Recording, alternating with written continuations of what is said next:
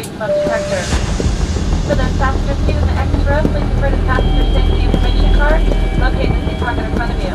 These cards contain guidelines for exit row seating and the functions that need to be performed in the event of emergency. If seats in the extra row piano do not want to perform these functions, please identify yourself to a fire